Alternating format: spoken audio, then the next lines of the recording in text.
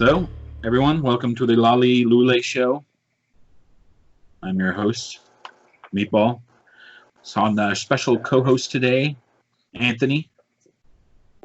Hello. Anthony Hinojosa. So, we left off last time. It's kind of going into Snake Eater. The CIA set up their little... The CIA had grown to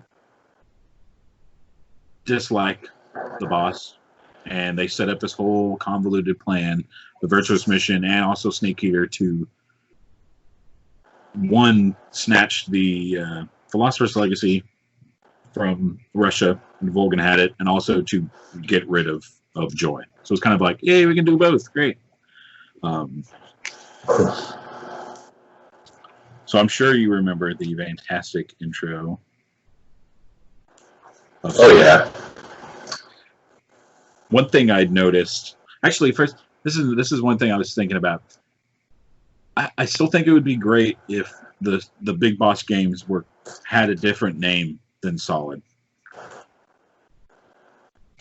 Yeah, would make a little bit more sense. Like with Metal Gear Rising or Metal Gear, like just Metal Gear was like, Big Boss and Solid Snake, and then it was just Solid, and it was Metal Gear Solid, and I don't know, like Metal Gear Zero or something like that. I don't know. I guess it's kind of like the love story of Solid Snake's parents. Yeah, I guess in a weird messed so it's up like way. Yeah, kind of about him, but it's like how I met your mother. Extreme. It's just like your father was a warmongering crazy person, and your mother, well, Big Mama. I don't know if you remember this, but I'd always noticed this little tiny bit whenever they're sending John down. Whenever John jumps out of the plane and he's flying down to Selena Yars. Zero and Dr. Clark, they were paramedic. I'm gonna call her Clark from now on because paramedics is too many words.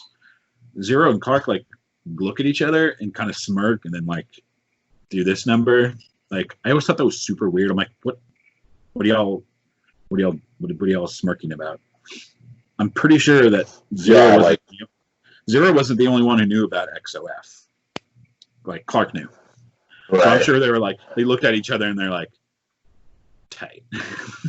Like XOF is in. Prepare for Virtuous Mission. I know I always thought that weird glance was just like, what are y'all smirking about? It's weird. And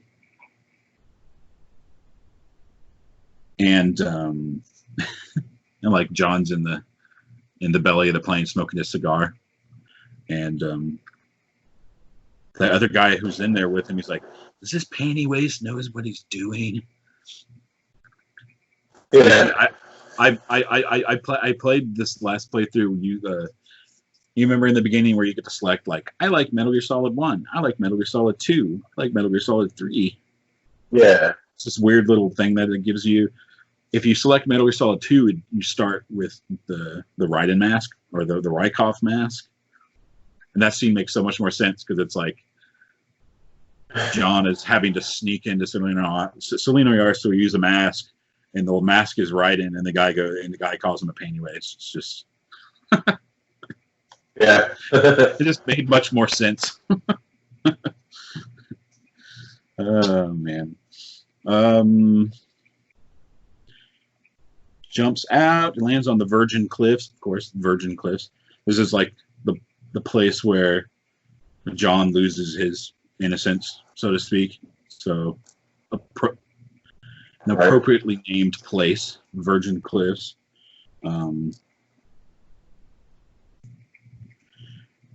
Of course, even at the very opening scene, you already learn about the kind of they set up that very first theme of the game, which is scene. Of course, you learn about East and West.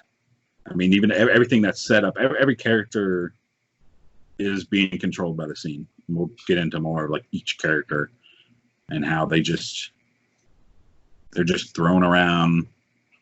They're just thrown around like they're playthings, you know.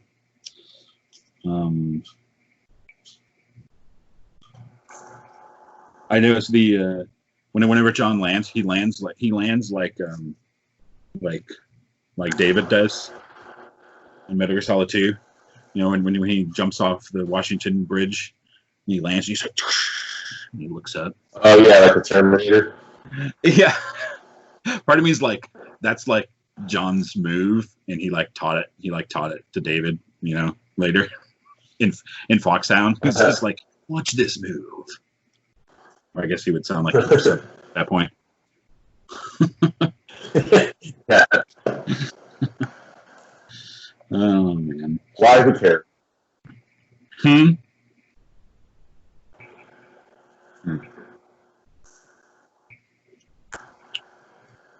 So let's see.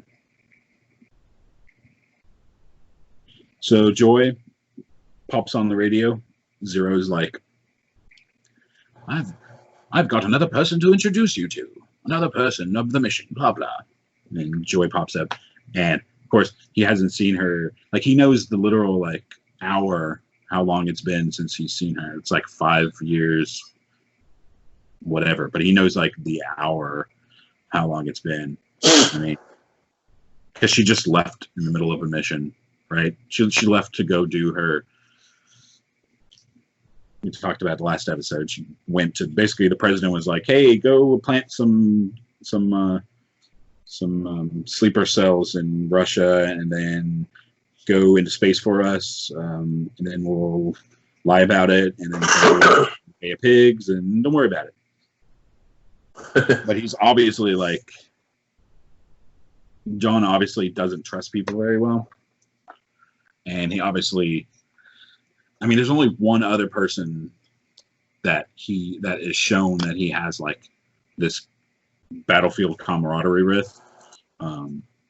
That's right. Python from Portable Ops.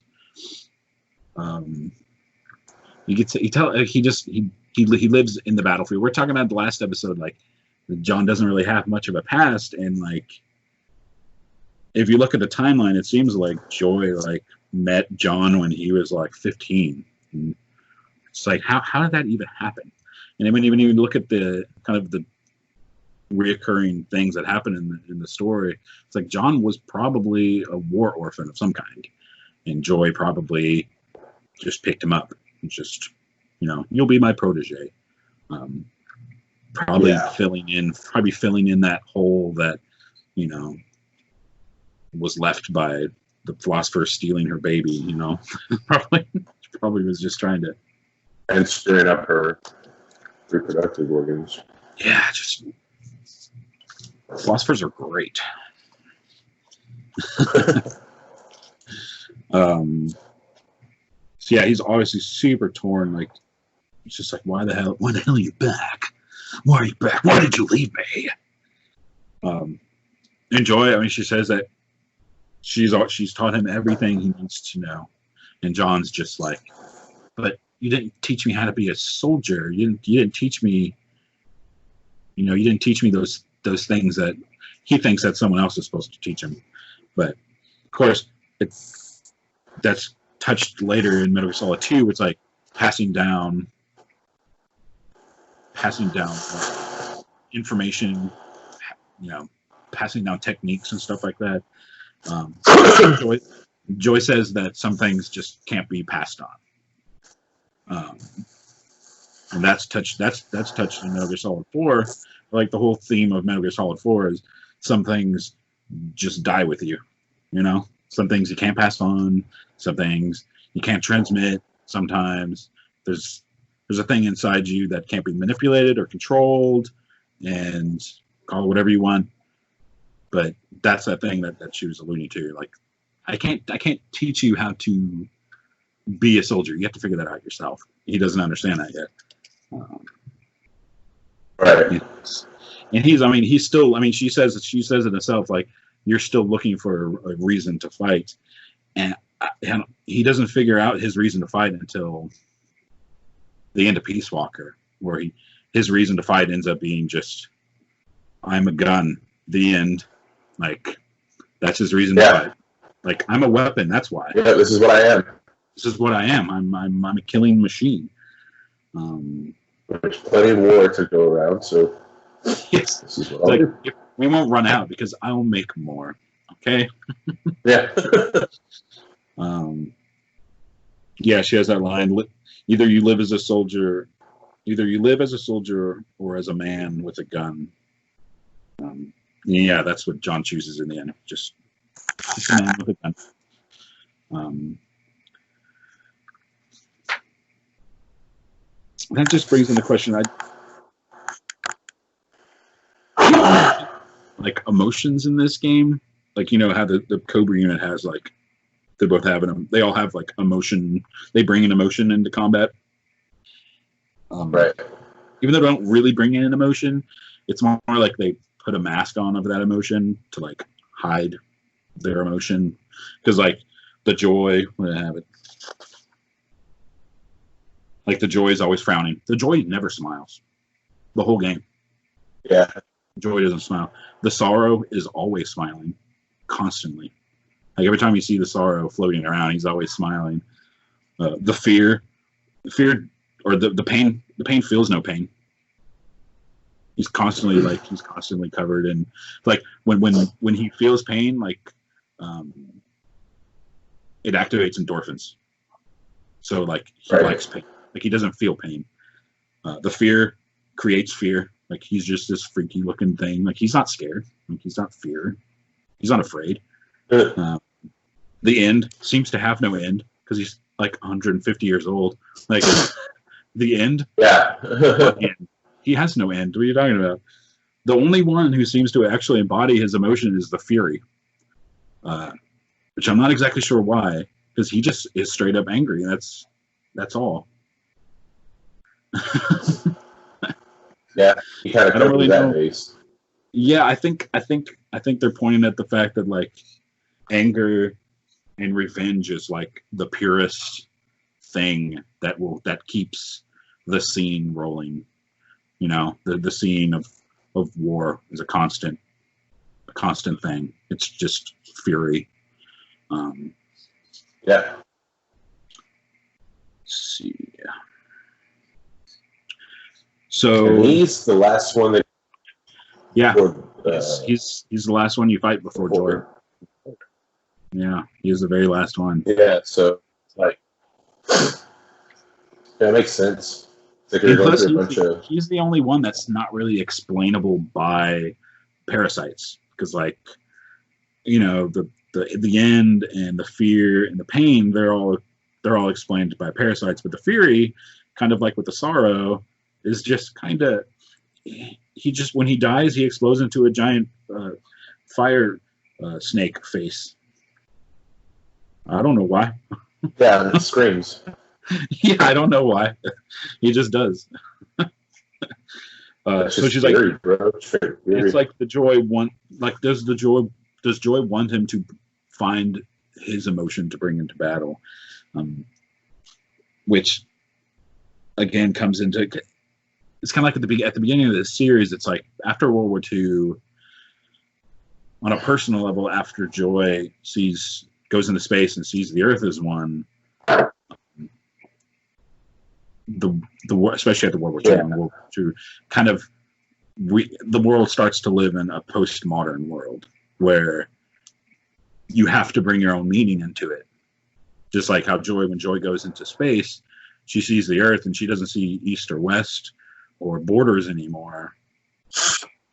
So now John himself has to bring his own meaning into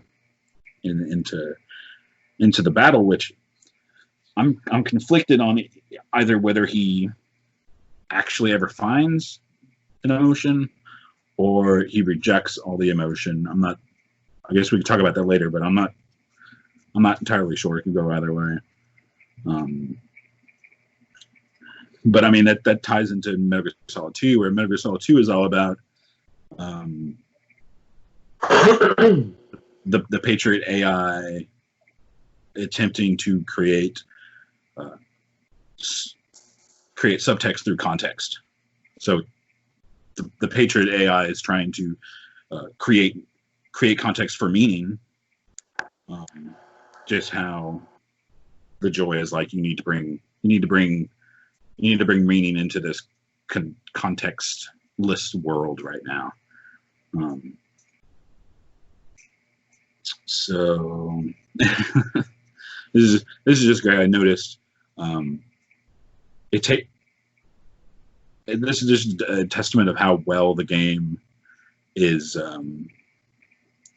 does world building, because you don't even really think about it, but like the game takes place in Russia, full of animals from all around the world, in a jungle. There's no jungles in Russia, like yeah.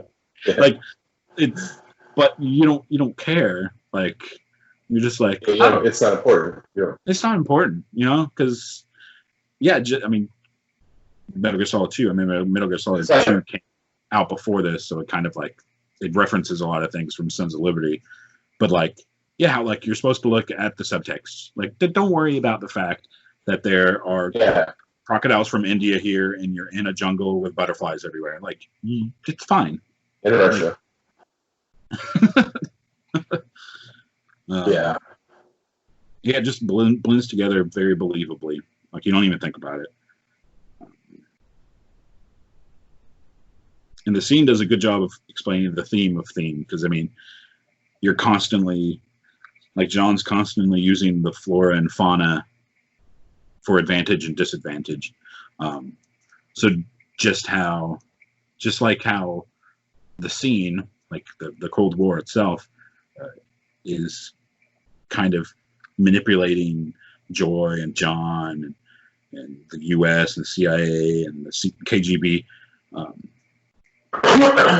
John himself has to manipulate the scene around him, for food, for hiding.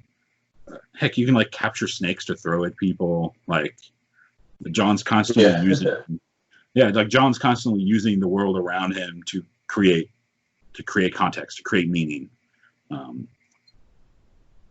And he is constantly hungry, man. Like, I know it's supposed to be like a game mechanic, but like this, honestly, like his hunger, like becomes kind of a character trait through Portable Ops and Peace Walker. Like he's a ravenous beast. Like he loves, like in Peace Walker, not to jump too far ahead, but like he doesn't have to, but like he just still likes to just go out and eat raw animals in the wild. He doesn't need to. Yeah. Like, he has a mother base with a ton of cooks. But like, yeah, but he would rather, he's a beast basically, and it was a good start because like his stamina meter is constantly going down, and he's constantly having to just devour the world around him, devour the scene around him. Yeah. So that's funny. Yeah, it was pretty funny. So the mission to go find Sokolov. So he finds him, and of course, like everyone else, Sokolov is forced to make weapons because of the scene. It's funny. He's very much like Otacon, because he just wanted to make space rockets. Like he just wanted to like explore space and do space stuff. But Russia's like, no, man, you're making a nuclear tank for us. And he's like, no. And he's like, we'll kill your family. And he's like, okay. Yeah. Which it was like Bane and Dark Knight Rises. Yeah. Just like, yes, hey, man. Yeah, they just kill him anyway. But like that's the thing. Like that stuff happened all the time back in the Cold War. I mean, to a degree, still happens. That's one thing. That's one theme that the whole series kind of juggles with, was like how science is abused by war, and how war is abused by science, and how it's just this kind of like terrible symbiosis thing that is just as eternal as war. It's like as soon as like, yeah, like, prehistoric humans, like, yeah, they were able to invent something to catch food, but in doing so, they created the first, tool for warfare at the same time. So it's like this constant. It's been here forever. Like as soon as science and war intertwined. Yes. Well, the key is to remember. Doesn't matter where you're from. We're not animals. We shouldn't be slaughtering each other. Yeah, but you know what? Regardless. John still loves devouring those animals. He's a beast, man. Oh, yeah, he's good at it, man. He's always just hungry. You almost feel sorry for him because it's like, this is, if my theory is correct and he was a war orphan, like this is just what he's known. Like this is just what he does, you know. Yeah. One thing I noticed in Snake Eater, that it's not like this in any other Metal Gear Solid game. Foreigners within the game all speak in American English accents. They all speak American English. In all the other Metal Gear Solid games, either they speak their mother tongue or they speak English, but with that mother tongue's accent. Right. And I think it's just super subtle, like act of genius for him to do this. Because in Metal Gear Solid 3 and Snake Eater, there's no accents. Everyone speaks American English. I mean, this is touched up later in Metal Gear Solid V, where kind of like a main theme of V is how language can be used as kind of like a cultural deterrence. And especially in an event like this, in the middle of the Cold War, where like you're teetering on the edge of nuclear destruction, like I don't know, it makes sense that everyone would like, because the CIA is kind of in control the whole time, and the fact that everyone is speaking American English, that just makes sense. Like it fits with the theme of like the scene controlling people's lives when the CIA is in control of everything right now. Therefore, everyone speaks American English. I don't know. I think that's really funny. It also goes into like why Sokolov is so afraid of America, because like Sokolov says he has nowhere else to go.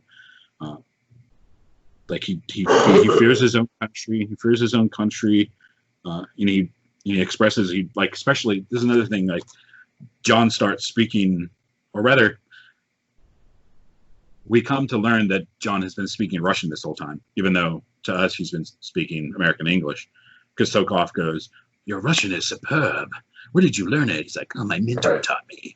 And then Sokolov goes, "America." And he's like, "America, what a frightening country." And that points to that again. Like, what's like, because America is not as much of a melting pot as like a big salad bowl of stuff.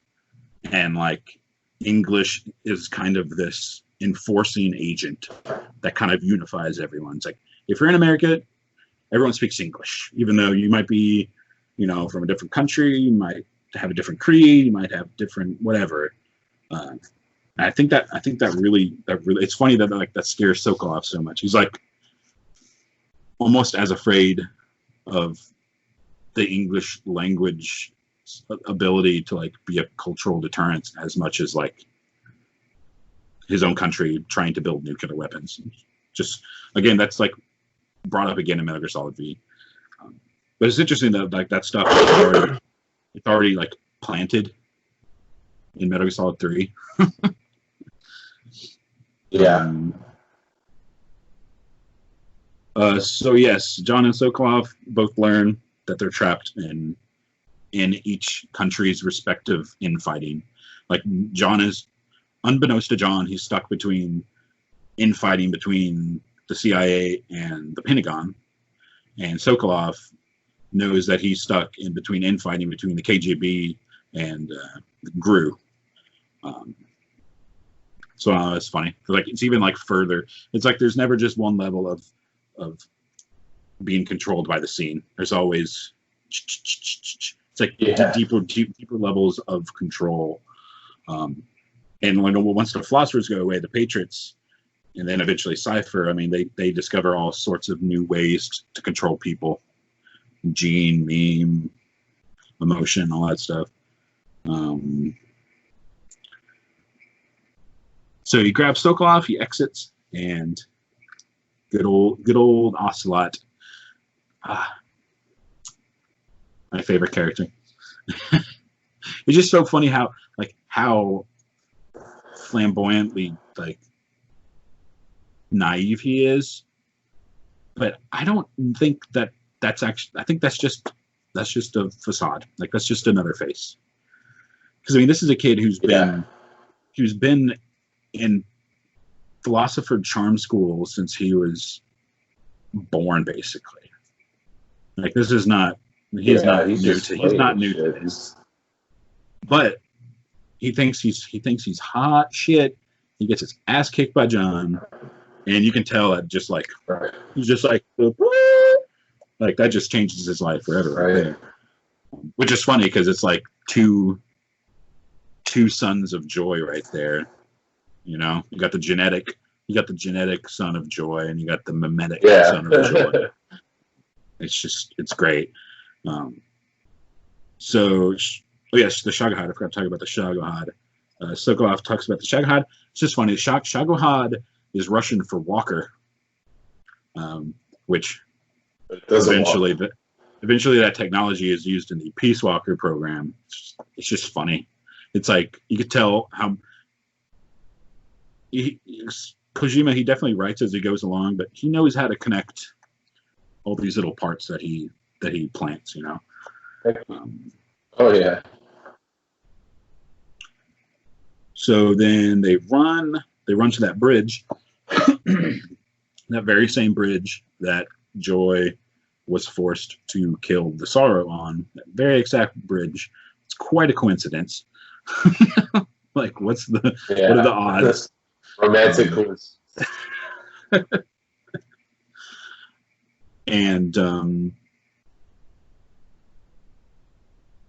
I love the power display here, because just before that we see John wipe the floor with a Domska with Ocelot, and then like a couple of screens later we see John just get decimated by the boss. Just, I don't know, that's just like a really nice way to show how much above the boss is than everyone. Like, you just watch your main character just take out like a whole unit, and then their leader, and then like a screen later you see him just get pew. Whoa, it's very nice. It's very nice, like, display of power. So the Cobra unit shows up, the only time we see them together, and you kind of see a glimpse of how they used to work together in World War II. Because I never noticed this, but the Pain uses his Hornets, the sound of his Hornets, to hide the helicopter, because as a viewer, and John as well, you don't even see the helicopter until the Hornets go away, and then the helicopter is right there. So just imagine, just imagine like all the damage they could have done in World War II, like if they, like, all the different ways they could have combined their powers. It's a nice subtle, like, little, like, they used to be a team. A unit, yeah. Yeah, it's like a super. I mean, they basically won World War II, you know. And every Cobra unit says something to Joy, except the Fury. We only see Fury, like, I looked for him, and you just see him like in the corner of a shot, just looking out, not saying a word. Which is, again, I don't know. So they're on the water? No, this is the one they're in the helicopter still. So when they show up on the bridge, and they're like basically when Joy is defecting, and like all of them are there, and like they all say something to the boss, except for Fury just kind of sits there. It's just like, I know, just the way they treat the Fury is interesting. I'm not sure why they he's treated just differently from all the, or rather, he's portrayed differently than all the other Cobra unit members. Again, don't know why. Might just be has something to do with just like. But it's so funny because he's the Fury, yet he doesn't say anything. Like you can just see a glimpse of him, and he's just kind of sitting there quietly. It's like, okay. Yeah, that's interesting. So Vulcan shows up. Kuwabara, Kuwabara. Of course, that Kuwabara is a Chinese phrase used to like chase away lightning. Which, ironically, that leads to his death later. We'll get to that. Kuwabara. Vulcan runs a rogue crew unit, which I never really noticed. Like, because every Metal Gear Solid game has to have a rogue unit. I never really put two and two together that his GRU unit was a rogue unit. I don't know. I'm just like, oh yeah, it's another rogue unit. And like Vulcan is about to like, he would have probably destroyed John here, but Joy gets in the way and does him a favor by breaking his arm and a couple of ribs. Right? It's like if Joy didn't jump in and be like, I got this. He's mine. I'll take care of him. Like Vulcan probably would have stomped him right there, just killed him. They both owe him John's life right there. So then you watch Joy wipe the floor with John, and this is great. I love this part. Like they're doing their CQC struggle, and mid struggle, John grabs Joy's bandana, and then gets tossed over the bridge.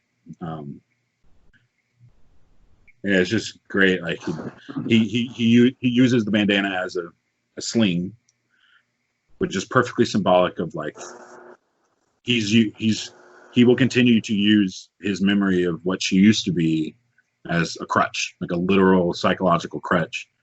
And at first he uses it as like a literal crutch for his injury. And I don't know. It's just like it's on the nose, but it's like, huh. And he'll keep that bandana on until the end of Peace Walker, where he finally whips that bad boy off. He's like, I'm not gonna be like you, boss. I'm not gonna die like you. Yes, you are.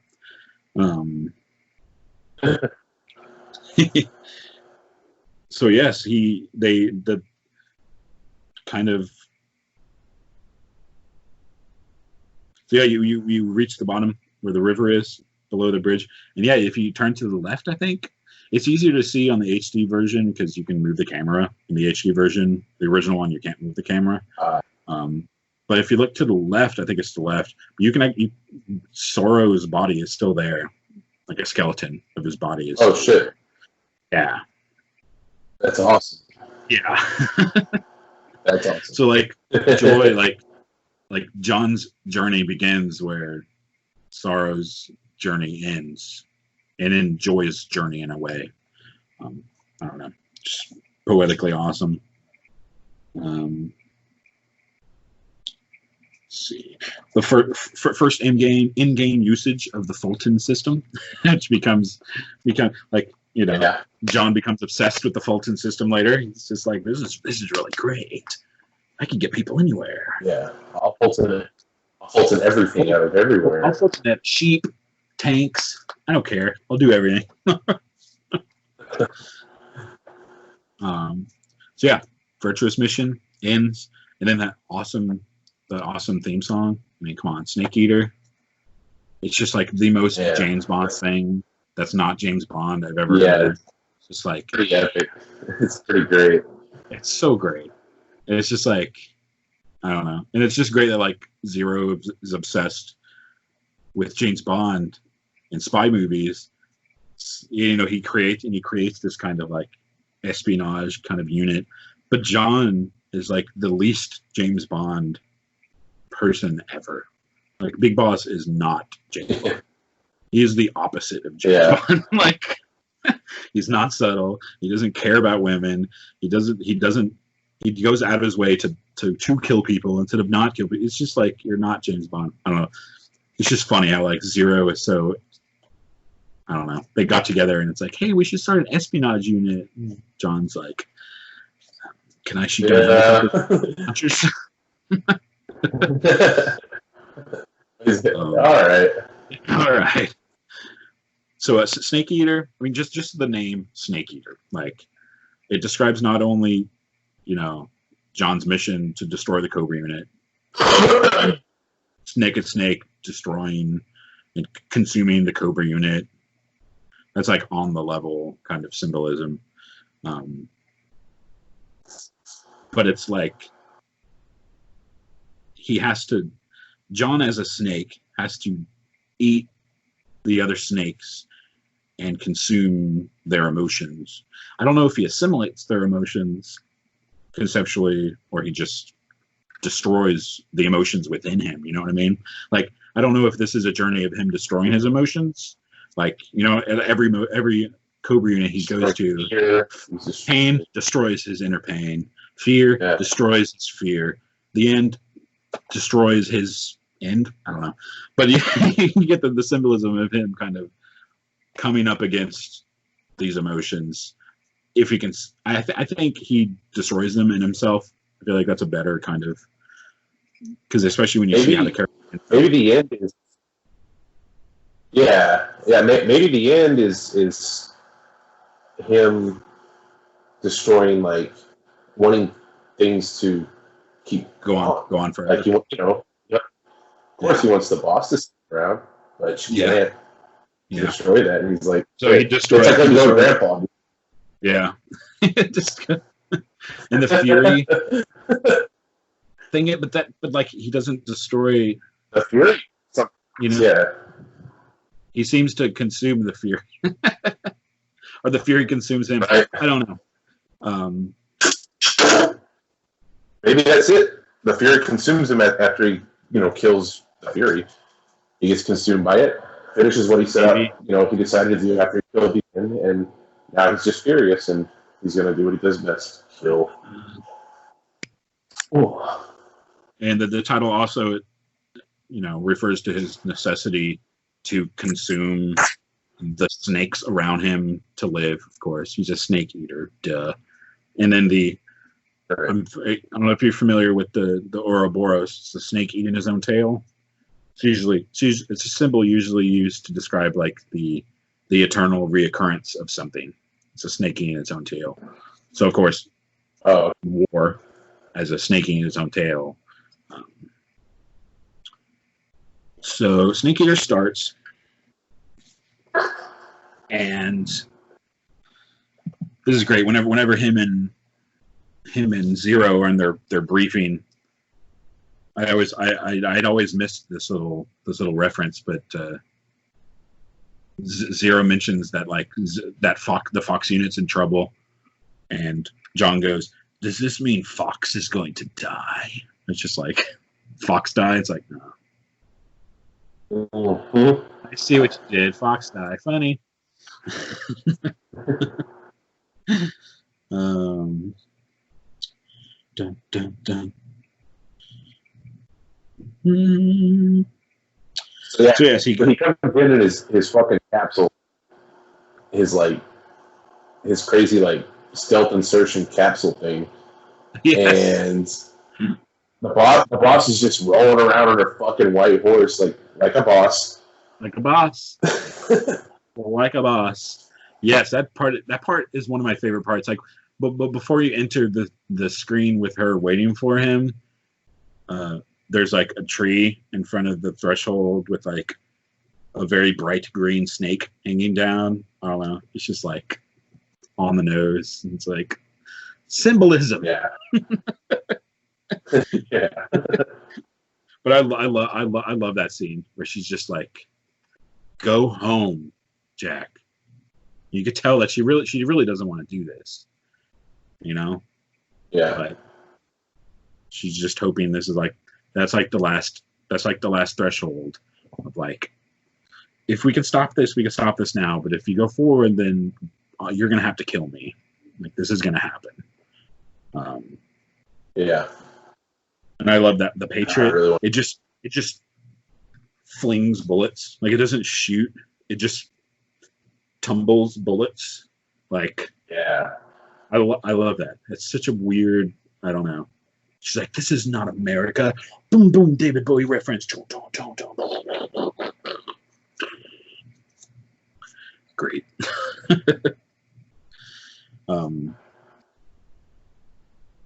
So this opening section is kind of a retread of that opening of the Virtuous mission, only it's at night.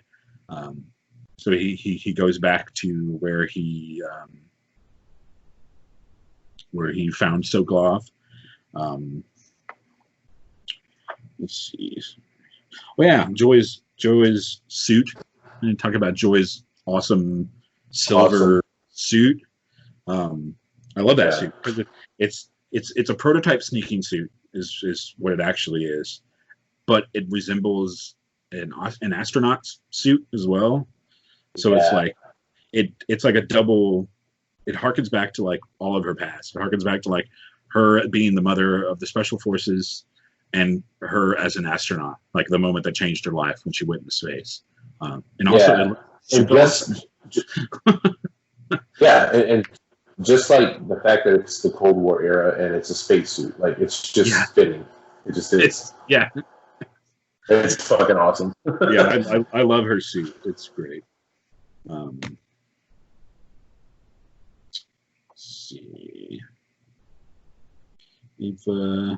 So yeah, this when he gets to the area where he meets Eva, and he does what he's supposed to. He's like, who are the Patriots? And she's supposed to go lolly loo lay low, but she doesn't. She never does. But John just doesn't follow through. You know what I mean? Like he's supposed to. He just takes it as face value that this is the informant he's supposed to meet. It's just like, you are definitely not James Bond. It's just like she just like diverts the question. It's just like, you're bad. You're bad. You're a bad spy.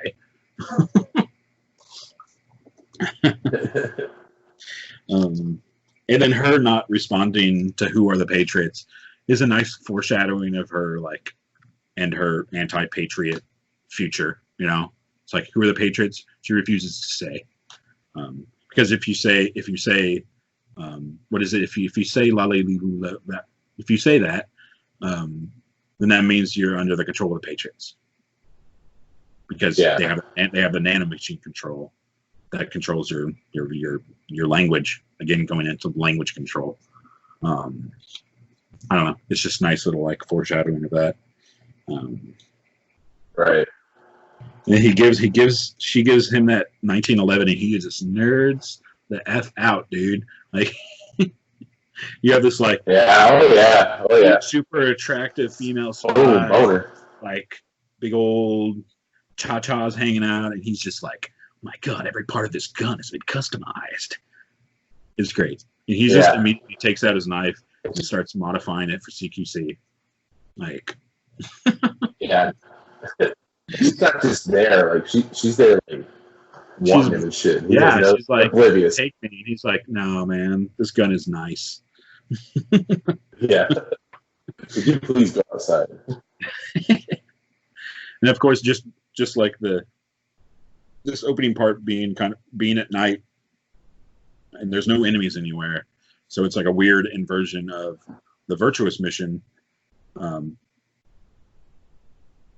It's also like an inversion of, they have like the Adam and Eve and Snake motif going on in these games.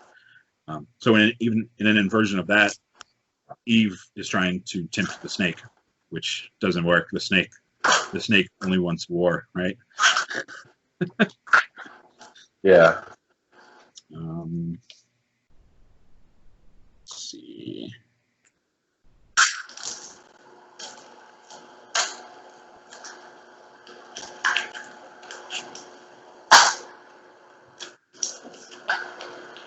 What do you think makes him finally? I mean, I'm jumping way ahead, but what do you think makes him finally give in? And once the mission's over, man. And The mission's over. I mean, Yeah, is that at the end, like the mission is over for him, so he's like he lets his guard down. But the mission isn't over for her because she's there to steal. She's there to steal the legacy and leave, which is just sad.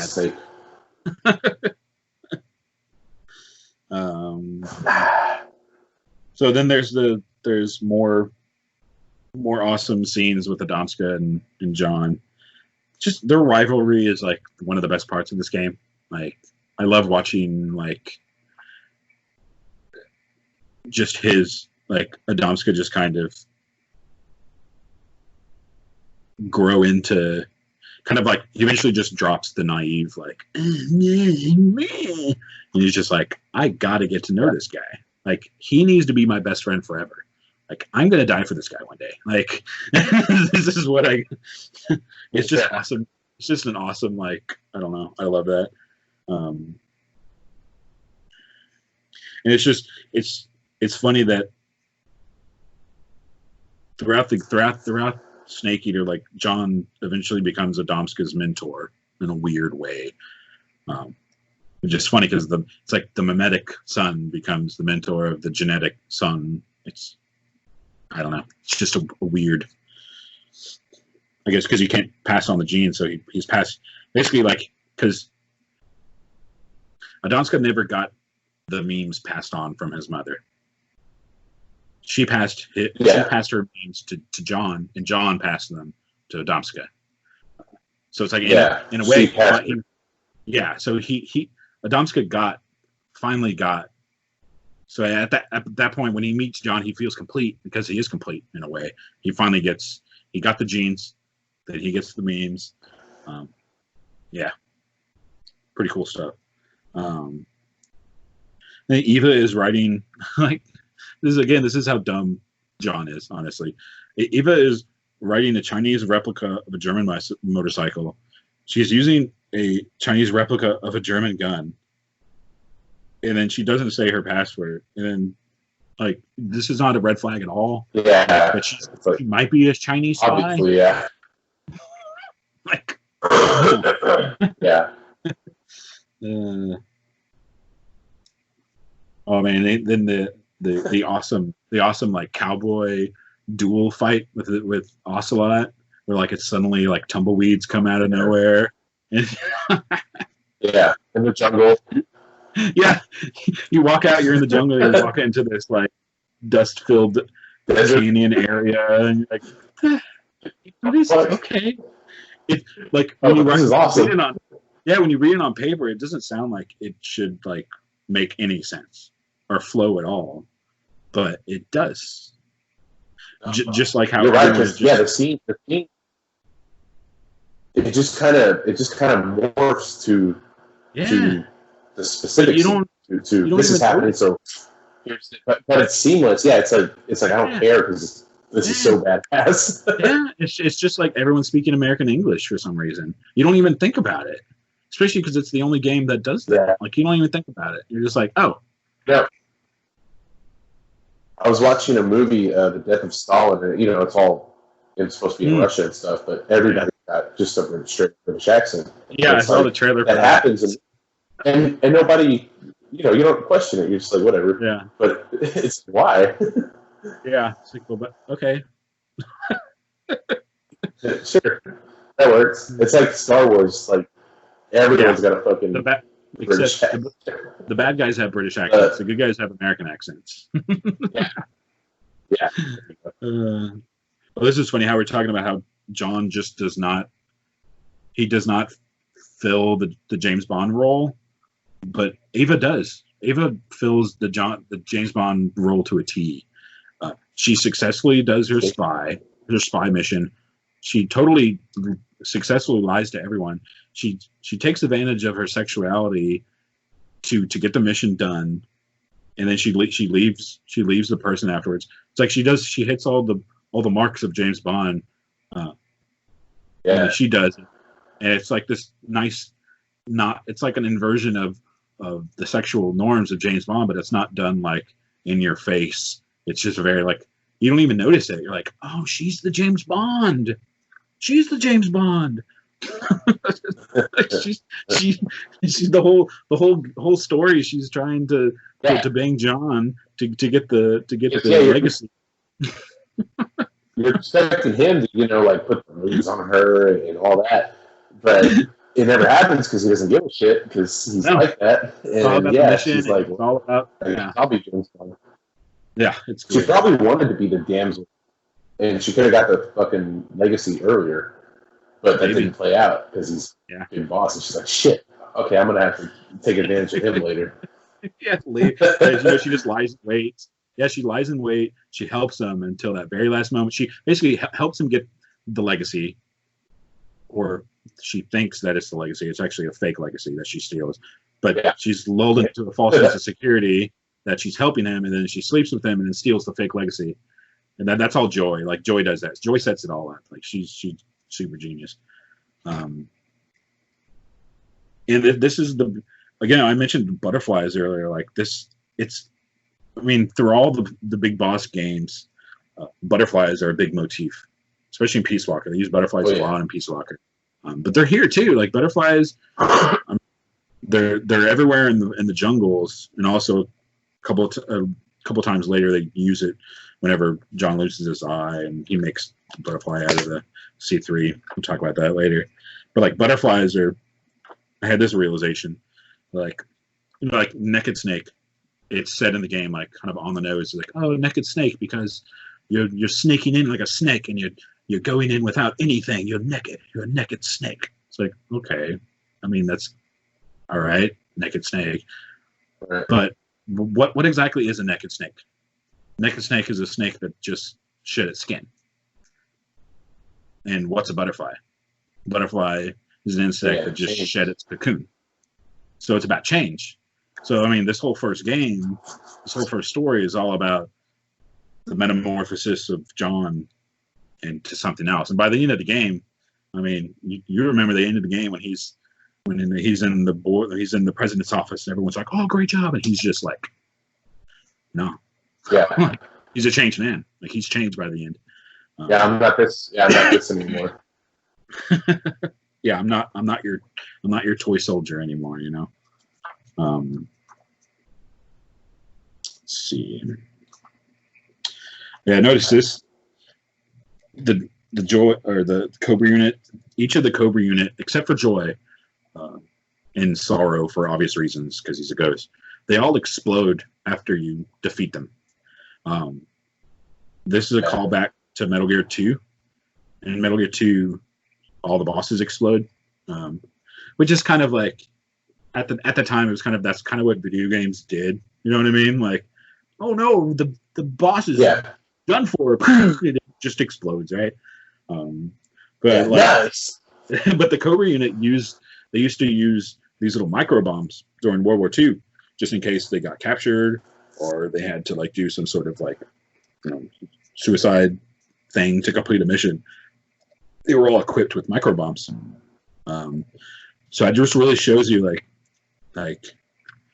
did they? I wonder how much the Cobra unit knew of everything, or if they were just looking for a way. They're looking for an out because the world didn't need him anymore. Right. So the joy is basically just like, hey, you guys want to join me on this last mission? And I can give you. I can give you a way out. Like, you will. You can embody those emotions the last time, and then they explode. But you knew John would kill him. Yeah.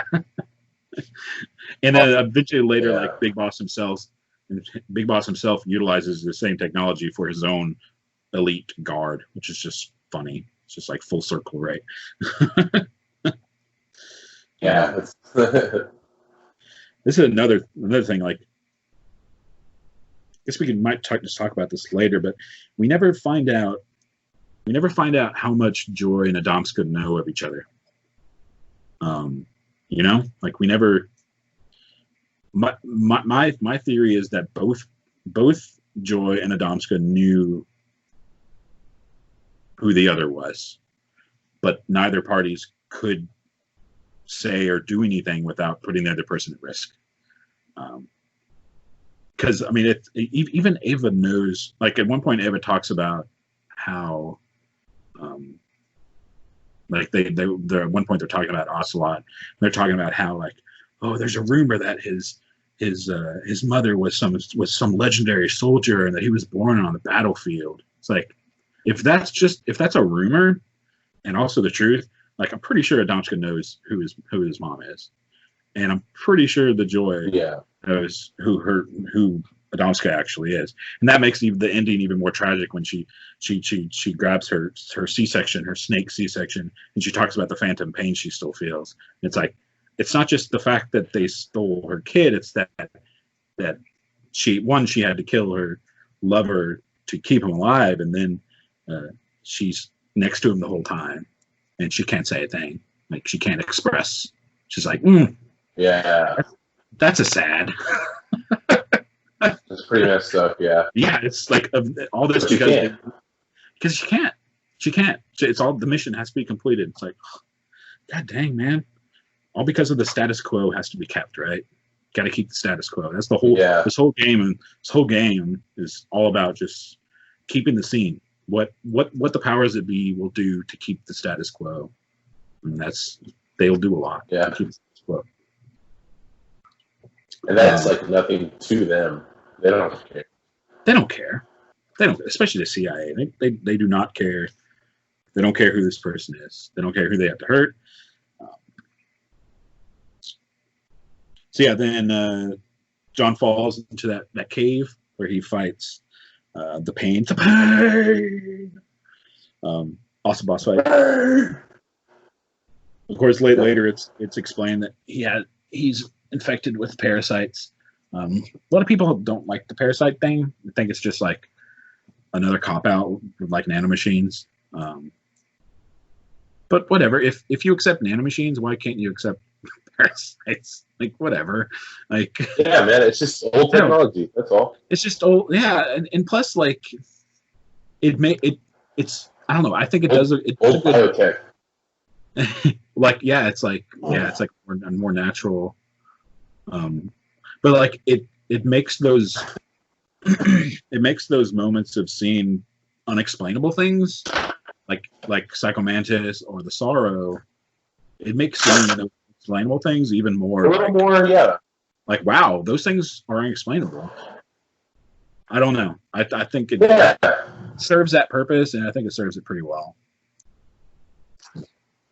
Yeah, you don't have to worry with storytelling, dude. The mechanics are not as important as so long as you've got like a machine to look at. Yeah, you know, it's like, oh, this is how this works. Okay, cool. I'm trying to make it reality because. It's about subtext. Like, it's like, what does it mean? Not what are the little pieces. It's like, what does the finished product? What does it all look like?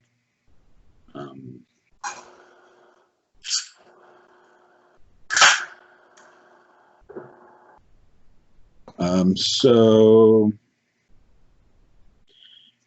he eventually meets up with. We're just going to kind of flash forward. He meets. Eventually, John meets up with Granin. Again, like, he's just not. He's like the opposite of Sokolov. Where like Sokolov wants to make space rockets and he's being forced to be taken advantage of for war. Granin, on the other hand, he wants to be used for war, but because of the scene, he's pushed to the side. He's just like, we don't need you anymore. It's just like he's just drunk on vodka in his office. It's just so funny every time. And like the only reason that he helps John is because John like compliments his shoes. It's just like it's just nice shoes. Here's everything. Yeah, and I've heard some people like scoff at the the explanation of the term Metal Gear, but I like it. Like Granin calls it Metal Gear because it's like a connection point between infantry and artillery. It's a gear. I like it. I think it makes sense. Plus, like one of the major themes of the whole series is the how kind of the separation between a human and a tool, and a soldier and a piece of meat. And Metal Gear is like the perfect, like, because that's kind of what the powers that be, that they like, that's what the powers that be want people to be. They just want them to be gears. They want them to be metal gears. And in the Machine of War, they want the perfect Metal Gear. It's, I don't know. I think it works. If you're not gonna be a Metal Gear, you're gonna be the squishy meat paste in between that keeps it lubed up. You're gonna be the oil in the machine, okay? The blood. Keep it running. Ugh. And then you learn that Gronin was exchanging correspondence with Huey Emmerich. Yep. Let's see. This is let's see. There's a surprising amount of characterization for the support unit, like with Clark and Sigint. Like Sigint, I mean, he is a, because he's eventually responsible for building the AI system that eventually takes over whenever Zero goes into a coma, and then the whole mess kind of starts from that. It all starts because he is a victim of the scene. If you I listened to all the freaking codec things, and at one point he mentions how the only reason he got the job with Fox Unit, because he couldn't get a job anywhere else because of discrimination. And this is 1964. We can scoff, but this is 1964. Like, good luck being a black man trying to get a tech job in the CIA. Good luck. And you can tell this really bothers him. And like, he talks about how he foresees a future where everyone is equal. And that sounds so nice, right? I want a future where everyone's equal. And he eventually gets that. He eventually builds that, like, this digital future where everyone is the same. Everyone's controlled. Everyone's controlled through technology. Everyone's controlled through culture. And just like real life, it all starts from a nice place, right? It's like, I don't like being kicked around by the scene. Yeah. I'm going to make everyone the same so everyone's happy. It's like, how are you going to do that, though? Crush them. Control them. Yeah. Well, just like, I mean, it's the same thing that John does. Like, he starts to hate the scene that did this to him and Joy, so he becomes the scene. Like, and then he starts doing the same thing that the scene did. It's just this cycle. It's like revenge. No, dude. It's the best tactic. You did this to me because you're in charge. Now I'm in charge. Now I'm going to see what's up. It's the cycle that goes on forever. Yeah. It's an event. It's a mix of like mimetic action. Like, oh, you did this to me. Now I have to at least meet or exceed that. I might as well follow your blueprint.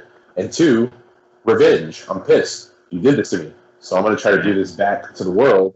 And it's just a fucked up thing to do. Yeah. That's why I love this series so much, because it's like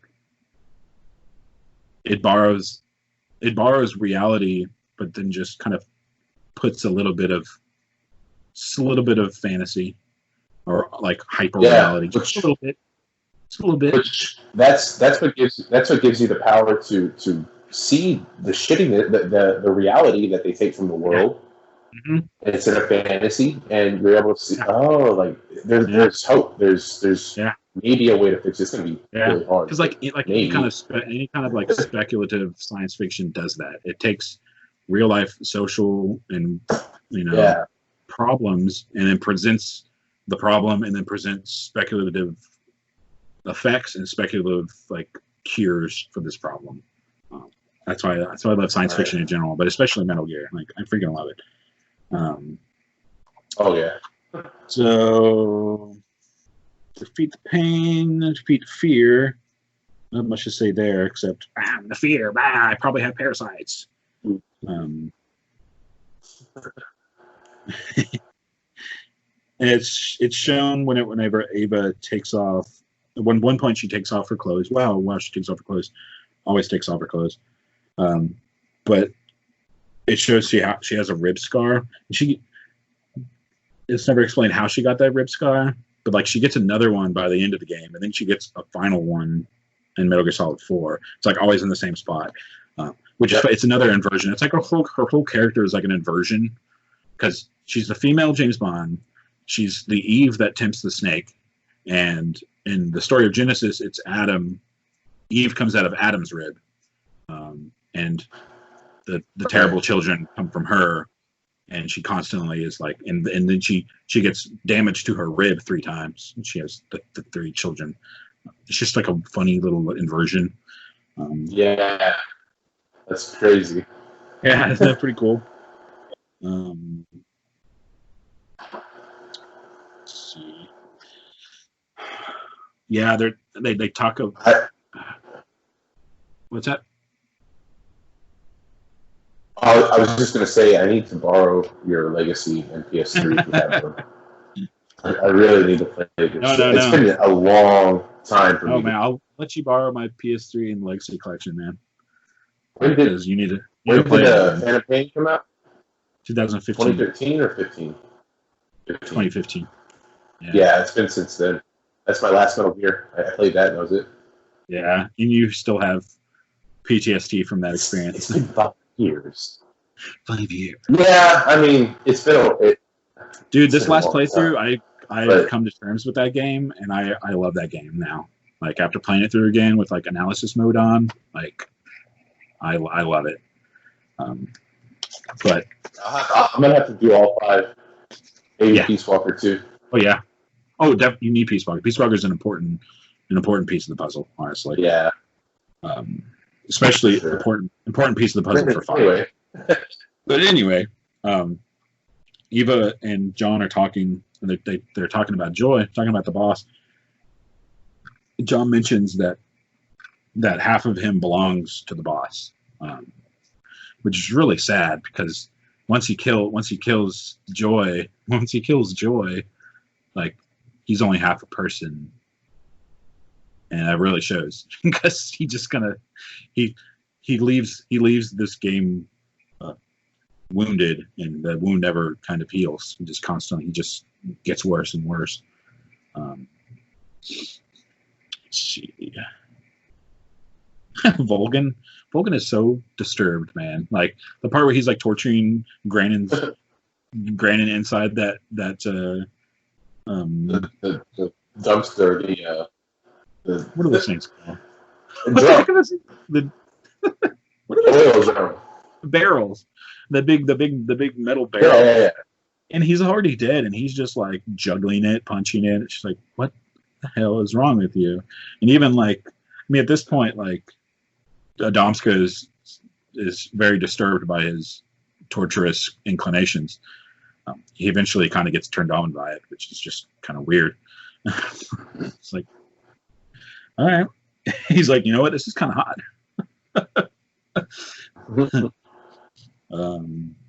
Let's see. John sneaks into Groznygrad. Like he sneaks in. I love he sneaks in every time John dresses up as a scientist. He puts on glasses, the jacket, everything, but he always keeps the bandana on. Always. This is like a comical look, but like he refuses to take the bandana off, even if it means. Yeah, it's also like, I'm gonna wear this. Yeah, even if it means being spotted, he is going to wear that. Like because I mean, half of him belongs to the Joy, and the Joy is an enemy now. So he's like, this memory of her. He's like, I've got to keep this. She can't really be betrayed her whole country. Why would she do this to me? Just funny. Like, I never thought about it. Just thought it was funny. Like, oh, he wears the bandana. It's like, oh no, he will never take it off. Yeah. Yeah, luckily for us, everybody's just like, whatever, it's just a bandana. Yeah. Everyone's like, well, if you get too close, if they get too close, they'll be like, what the hell? You have a bandana?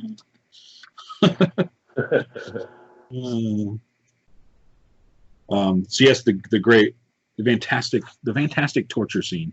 Like, probably one of my favorite scenes in the game when John's being tortured, because there's so many characters in there. Like all the characters are there, you know. You have Volgan and Adamska and Joy and Eva and John. Like they're all there, and like they're constantly giving each other glances, because every person is like a spy or a double spy or a triple spy. So everyone's just kind of like, it's a really great scene. Like when Volgan mentions the location of the legacy, like Joy and Eva like lock eyes, because Joy wants Eva to get the fake one, so she can. And so Volgan is just that oblivious, right? That's just Volgan's he's too busy being a weirdo. Yeah, he is an idiot. So he doesn't see any of this. None of it. Yeah, I like the last episode. Like me and Robin were talking. He was talking about how he didn't really like Volgan, because he seems like such a one-dimensional character. But that's kind of why I like him, because in a game full of multi-dimensional characters with depth that have multiple intentions and motives, where they're being manipulated by the scene all the time, like then you have the main bad guy being just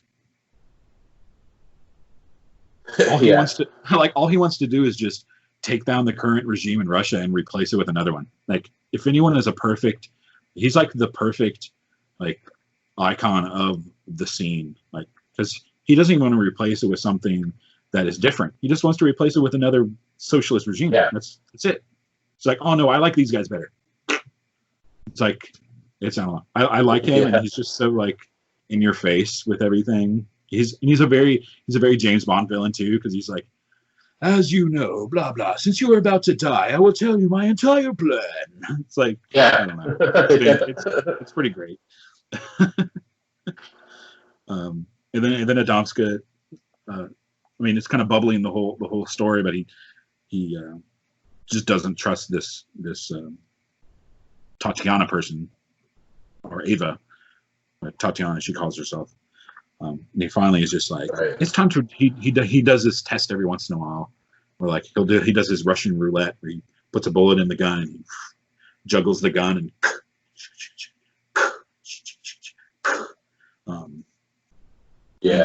But we know that he really can count it. Like he knows he's not going to shoot her. No. The only person that he puts a dud in is when he does it to John, because every time he does it, especially with Ava, he's doing it to her, and then John kicks. Yeah, well, no, John, to protect Eva, kicks Adamska, and then when Adamska's falling back, Adamska shoots him in the eye. Yeah, like, I guess you're right, man. He was gonna.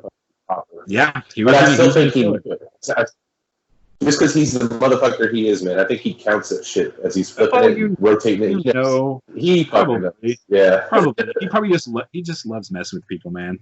Like, yeah, he was gonna pop her. He was gonna kill her. That's crazy. Yeah, it's crazy. Right? But he doesn't do it with John later. Like he just does it as a dud because he just wants to, like a cat and a snake. He just wants to play. Yeah, you know? He wants to play. Yeah, he wants to play out. He just wants to play. And this is great. Like this, unfortunately, this isn't in the HD collection, so I couldn't experience it firsthand. They took it out for some reason, but after John's tortured and you save the game, and then you close out and then you reload the game, you have like a playable. Yeah, you have like a playable nightmare. Which is I analyzed the heck out of this weird dream nightmare he has. So it's like a hack and slash game, and you play as a black haired man, or like a dark haired man, which I'm just gonna say symbolizes John, and he has like hook swords. They look like meat hooks.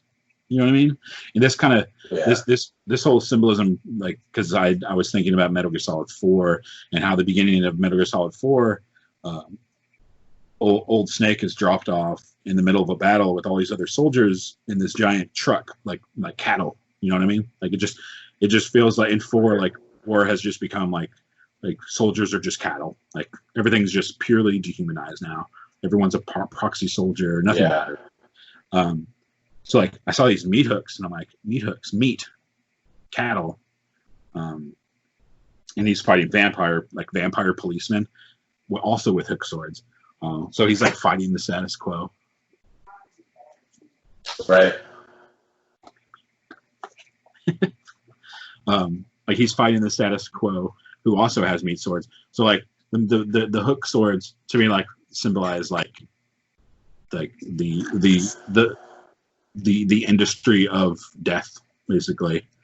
And he's fighting the status quo, and if he kills enough, he like powers up and his hair turns blonde, like liquids. And he doesn't even more. Like Goku. Yeah, but he kills more and his hair turns brown, like Solid Snake. And then he just goes totally berserk and kills everyone, which is kind of what happens within the whole story. You know what I mean?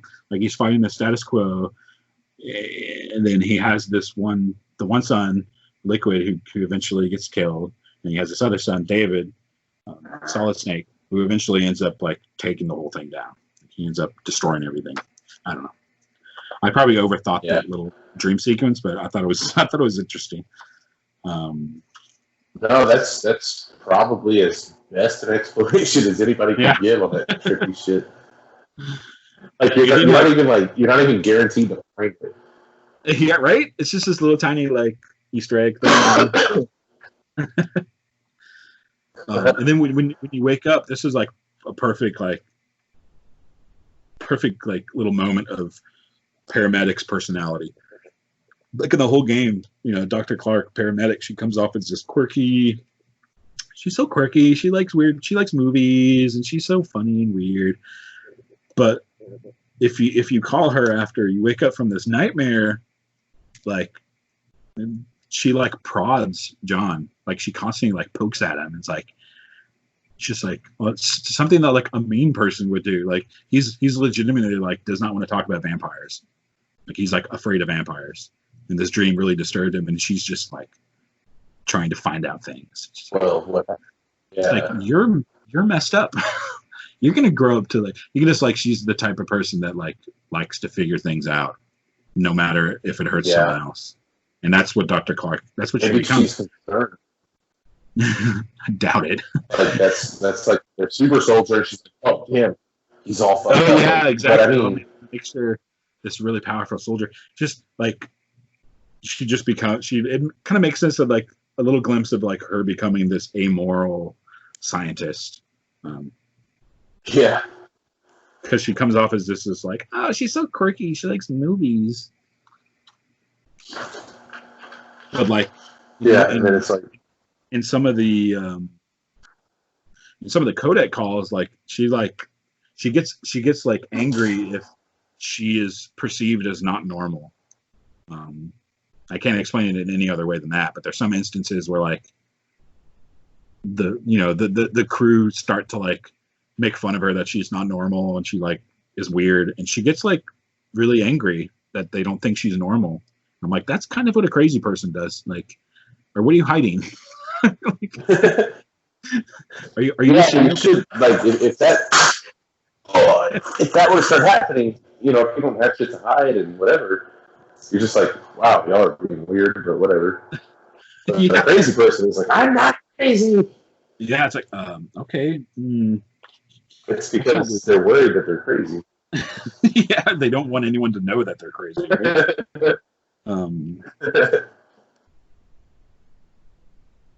So he escapes from Groznygrad. And then they have that great scene in the sewer where he jumps off the waterfall. So great. I love that scene too. Oh yeah, Fugitive. Yeah, Fugitive, exactly. Straight up Fugitive. And then he falls in the river, and then the boss battle with the Sorrow happens. If you want to call it a boss battle.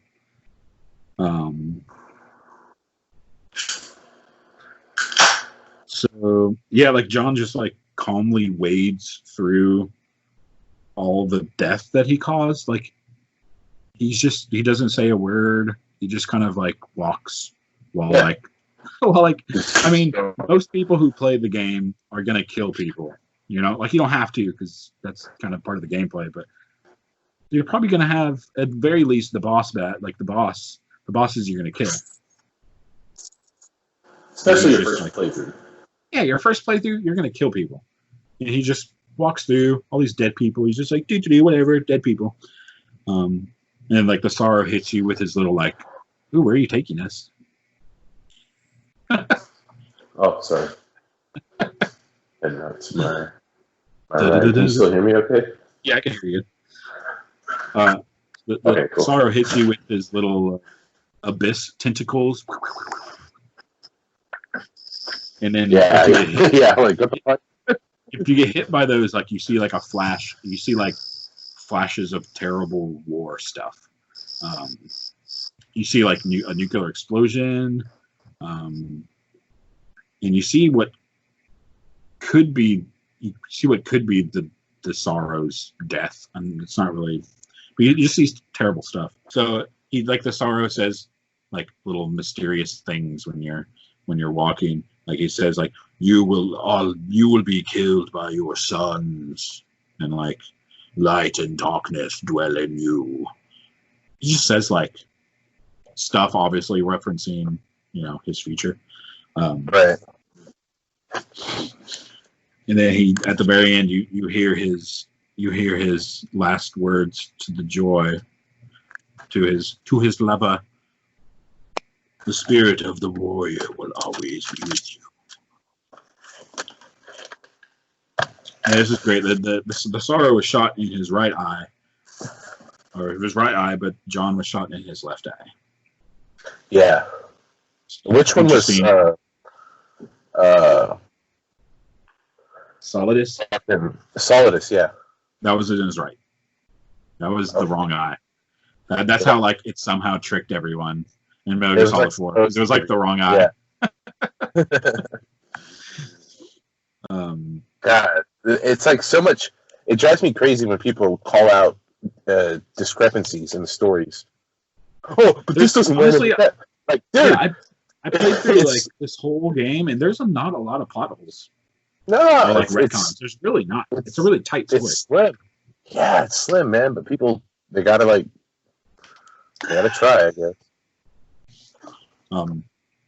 So yeah, John lost half of his vision. Of course, that like goes into like him eventually losing half of himself, because half of him belongs to the boss. So he literally lost half. I mean, and who is he? He's a soldier. The one thing, soldiers need eyes. It's like the most important thing. Like, you need to be able to see. So he lost it. Half of it, yeah. Yeah, he lost half of it. And I love, again, with the butterflies, he sees the butterfly and he tries to grab it, but he can't grab it. And it's like, yeah, it's like he can't. It's either because he hasn't yet metamorphosized, like he's not able to grab who he is going to become yet. Yeah, he's changing. He's in the process. Yeah, he's changing. He can't grab it yet. Later he does. We'll get into that later. It's pretty great. And Eva, they're behind that waterfall, and Eva gives him the C3, and she takes a chunk of the C3 and she makes a little heart. She makes a little heart out of it and gives it to him. It's so great because that's like the perfect symbolism of their relationship. Like, she gives him a Valentine that's a bomb. Like, what's more on the nose than bullshit relationship? And it's just like this destructive love that she's giving him. It's great. And of course, he takes that destructive love, and talk about that later. So like when earlier, whenever John was escaping from Groznygrad, like, remember how like everything was taken from him, like all of his weapons and items and stuff. Yeah. Like in a phone call with a codec call with Ava, like, it turns out that Adamska stole all of his because like John's like, what happened to all my food? He's like, I worked a lot to get all those animals, and she's like, I didn't eat your food, and she's like, Adamska ate it, like Ocelot ate it, and like, because he's like, she mentions that like she's like, you haven't noticed that he's obsessed with you, basically, and he's just like, I can just see Adamska just like, I have to be like him. I gotta eat all this stuff. I gotta eat all these raw animals. It's like, that's funny. It's just like, you know, like little brother trying to be like big brother, man. Yep, exactly. Oh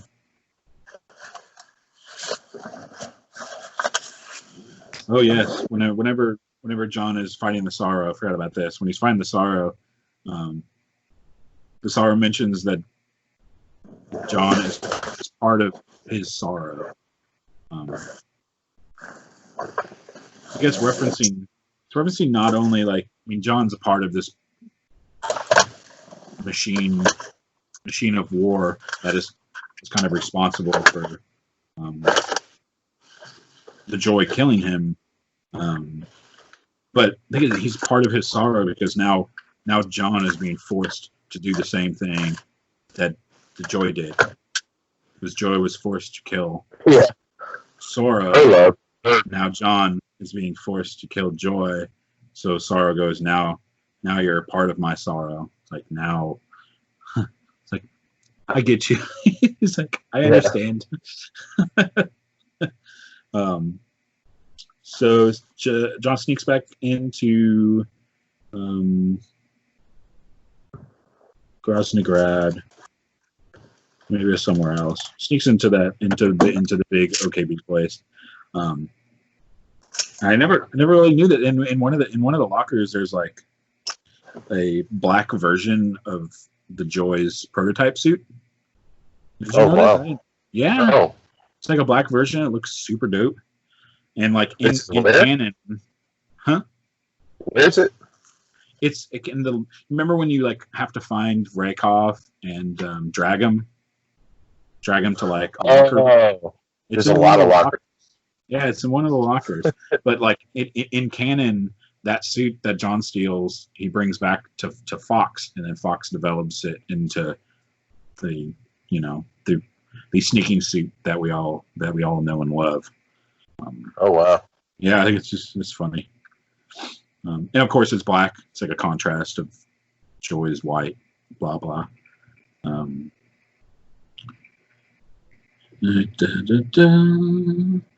Oh yes. So this is again with the Ava's Valentine of destruction that she gives John. So he goes into the Shagohod hangar. You know, his mission is to take C3 and go to the fuel depot areas and blow it all up.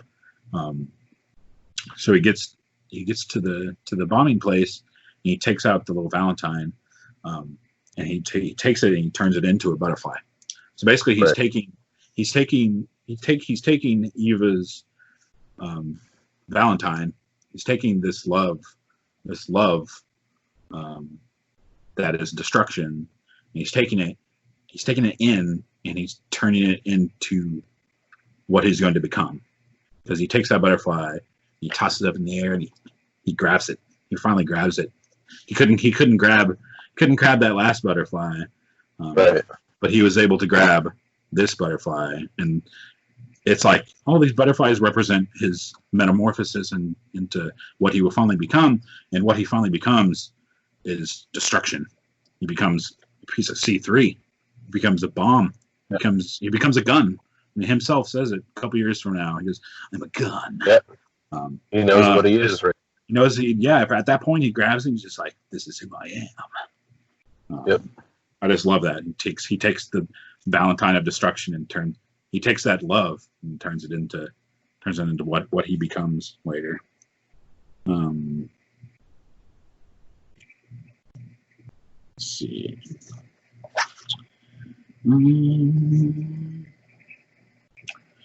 And this is great. So Adamska finally finds out that Eva or that Tatiana is the spy. Dun, dun, dun.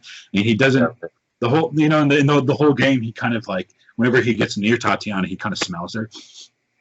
And like the whole time you're like, is he smelling her perfume? Because in the beginning, like when he first meets her, he like has her like this, and he's like, what does that smell? And like the whole game, he's like smelling Tatiana. He's like, what does that smell? And you're thinking like, oh, it's the perfume. And you're thinking like, oh, it's Eva's femininity that gave her away. But another inversion of that, it's not. It's the motorcycle oil that Adamska keeps smelling on her. So it's not her femininity that gives her away. It's her love of, some might say, obsession with motorcycles. Right. And of course, she always, we'll get that to later, where she's like, I only get off my bike for two reasons: to fall in love and to die, which we'll get into that later. Yep. So she talks about they talk about the philosophers. We already know what the philosophers are. Yeah, and I don't think Eva legitimately she legitimately can't understand John and Joy's relationship, because like they talk on codec, and Eva's just like, so she's your lover? He's like, no. So she's like your mother? No, it's different. It's deeper. And she's like, she can't comprehend a deep relationship. And I mean, her past, I mean, she was basically stolen away from her home in like Minnesota or something by the Patriots and put into a philosopher charm school. This is repeated again in with Meryl, because remember Meryl, she gets trained to get all of her psychosexual tendencies out, so she like doesn't have any sexual interest in Snake. And this is just like the beginning of that type of training, right? Because like Eva cannot understand, what do you mean you have a deep connection with someone?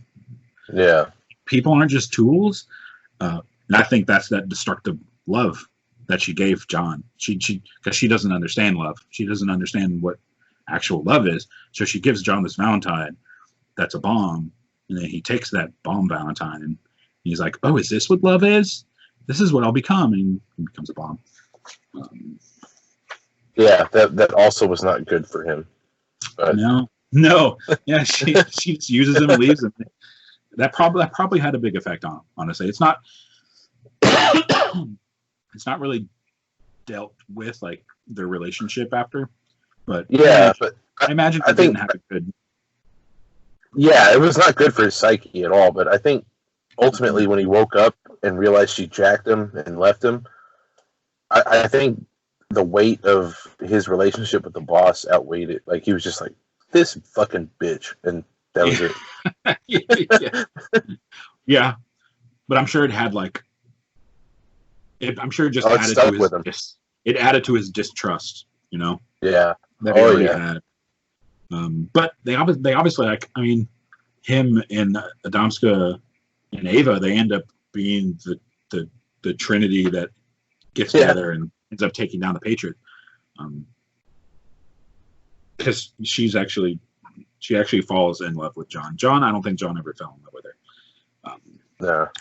So Joy tells Eva to tell John something. This is like after the fight with Volgan and stuff.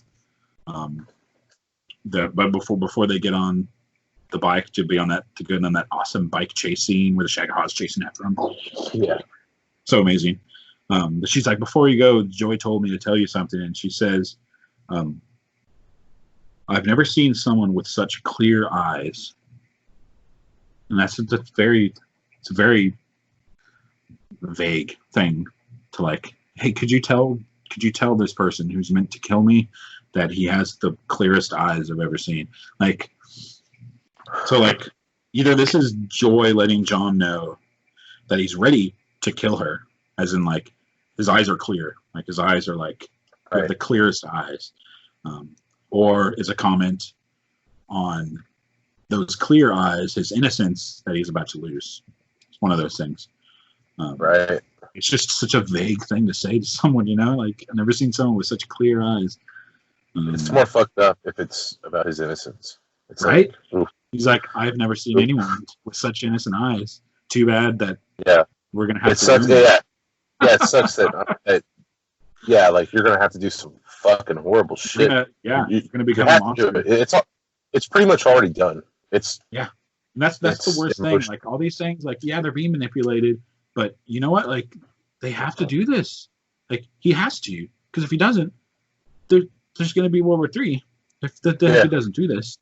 But the only reason this is all put together was just to get $1.4 trillion and to kill the boss. That's it. Like, so she's this was all orchestrated. Like putting the world in peril was just orchestrated to gain control. It's just, this stuff happens all the time in real life too. So this Volgin is the first person in canon to say, "It's not over yet."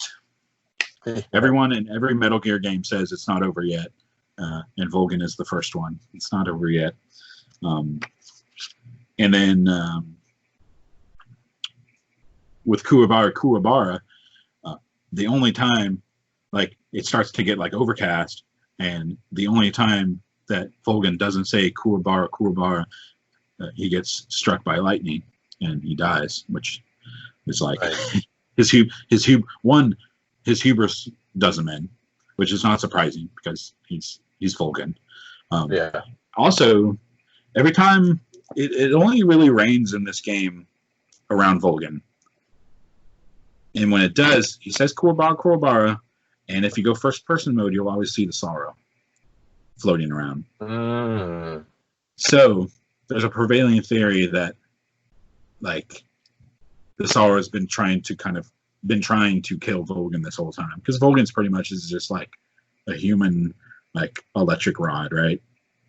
And the sorrow can create rain for some reason. We don't need to explain why. I don't know. It just happens.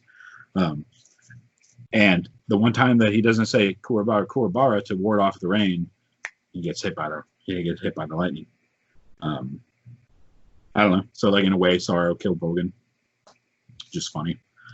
And of course, I mean, Volgin literally dies as a man on fire, which when he gets out of his coma,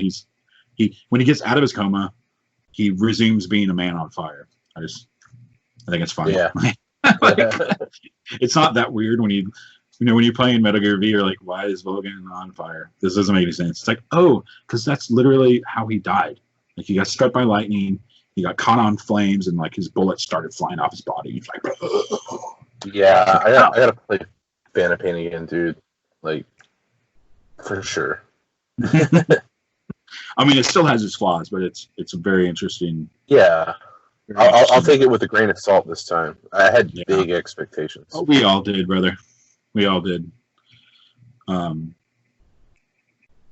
So like before, we mentioned that Ava says she only falls off her bike if she's in love or if she dies, and she definitely doesn't die. So that's why I'm like saying like she's in love with John, just because symbolically the character says there's only two reasons, and she only falls off her bike twice in this game, and the second time is when she dies. So this first time is because she's actually in love with John. Which it makes it even more tragic because she actually does end up falling in love with this guy, but she's like, I gotta screw him and leave. I think that's why she ends up like leaving him that debriefing tape explaining everything. Because she does actually feel like remorse for what she did.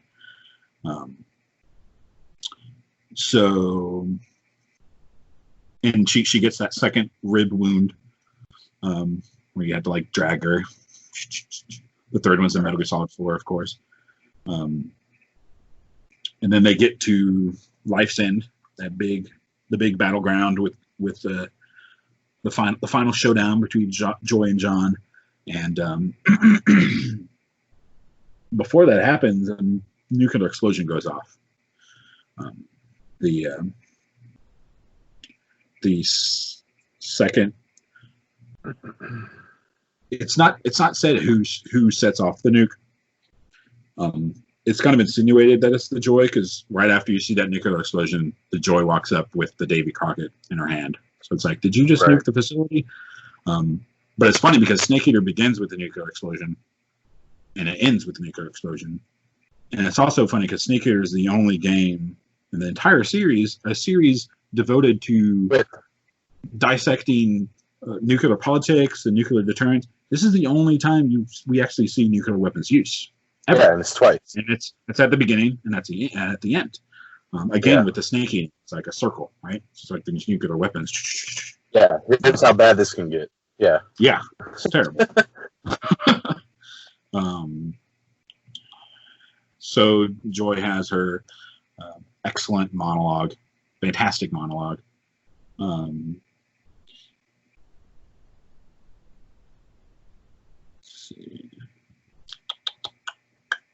She talks about how she says we're slowly being eaten away by the karma of others, which this is basically Snake Eater, right? Like when she says the karma of others, she means like the cause and effect of basically of the scene constantly repeating. And let me see, yeah, she says like we're both dying. You're gonna have to kill me, and you're going to die because of the scene, basically. She says we'll never have the chance to die peacefully of old age, and she's right. I mean, John eventually comes back for like a second, but then Foxeye kills him. So it's really funny because like the only person of this whole family, so to speak, that dies peacefully of old age is David. Solid Snake is the only family member out of this dysfunctional family unit that gets to die of old age. And he almost didn't because he was going to fucking kill himself. Exactly. That's so tragic. And John shows up. He's like, "Hey man, look. It was all fucked up. It was bad. Messed up, man. Don't do this. Don't do this." And then they have that CQC hug. Oh, my awesome. Heart. My heart. Let's see. She talks about the philosophers. Philosophers have become war itself. She literally says war itself, which is like, of course, foreshadowing like the eventual like patriots, like with the war economy. It's like how people can use war to. I mean, it's a cycle of war. Like if it's a good business, right? Why not dip your foot in that stream? You know. And she talks about the phantom pain of her C-section. And then she literally passes on. The last thing she passes on is the weapon that's going to be used to kill her, which is just like perfect little, like, can't pass on everything, John, but here's the last thing I'm going to pass on. This thing you're going to kill me with. And in either it's inverted later. I mean, I played this in release order, but I'm explaining it in chronological order. So I guess it's an inversion in the double sense. But in Metal Gear Solid 1, you remember at the end of Metal Gear Solid 1, where Gray Fox is being pinned to the wall by Rex, and take out the Stinger, and Gray Fox is like, "Do it, Snake." He's like, and like it gives the player control for a second, right? And then you're supposed to pull the trigger, and when you do, Snake goes, I can't do it. Right. So like, I mean, we'll talk about that when we get to Metal Gear Solid 1, but that was David finally shirking off control. He's like, no, you know what? I'm not going to be controlled by the player. I'm not going to do it. This is an inversion of that, in which John, just like the whole theme of the game is succumbing to the will of the scene, he succumbs to the will of the player. And he doesn't want to do this, but the player goes, no, we got to do it. It's the mission. Yeah. So because it's us. Yeah, we're the one who pulls the trigger. John doesn't want to pull the trigger. I just think it's a nice, because like David is the one who finally escapes from that control of the player, so to speak, of us. So they escape on that plane. Adamska catches up to him, and then they have like an awesome CQC fight, which makes me wonder, like Adamska, did he just like? My theory is like, I don't know, like how did he learn CQC so well, so fast? He either learned it from just coming up with John multiple times, or Joy taught him some, or a mix of both. But he shows up and like they have like a full-on CQC fight. Like this guy who, in the beginning of the game, was just like wrecked, like in an instant. Yeah. Like now he's able to go toe-to-toe, man-to-man with CQC. A CQC is something that like only two people know about, you know? Like yeah, now he does. Now he does. So know? One of them showed him, and yeah, and John did a little bit through experience, but maybe the boss did as well directly. Maybe, or maybe he just like. Maybe he just watched her, because she did use it a couple of times. Like she used it on Volgan, and right. Like he's watched her use it as well. So maybe he was just like, he just kind of watched. I mean, he's freaking super genius. And then afterwards, first of all, like John is such a normal, emotional character compared to David. Like David is just like, Solid Snake is just so like, I mean, yeah, he's just so like, he sometimes breaks down and like acts normal, but he does not act casual ever. But John, like, I mean, he's like at the end, like when him and Ava are like celebrating in the plane when they're getting away, like he's smiling, like a snake smiling. It's still very weird to see. Like he's like grinning. He's like, "We made it." It's like, what the hell? The snake is smiling. And like, what's more frightening than a smiling snake, right? Maybe, I don't know, man. Maybe that comes from, like you said, he's a war orphan, probably. But before that, he had to have some kind of childhood. Right. Maybe. I don't think Solid Snake had a childhood. See, we don't know a lot about him either. We don't know a lot about his past. And like, he joined the Green Berets in his late teens. And that was it. That's all we know about him. Oh, we definitely know that Eli did not have any kind of good life. He was already warlording like at the age of fucking 10. Age 11, he was already a freaking warlord. My God. So of course, because this is Metal Gear and he's a snake, he has like after the mission he holes up in Alaska, because that's what happens every time. Yeah. Solid Snake always goes back to Alaska. Even Jack, even Raiden goes to Alaska afterwards. Everyone goes to Alaska. I don't know why. You get drunk and you raise dogs. Like you raise dogs. Oh yeah, I forgot about the dogs. I mentioned that later. He and one of the codex, John mentions how he likes to mush dogs, and that just makes me think that like that's one of the things he passed on to Solid Snake, like his love of mushing.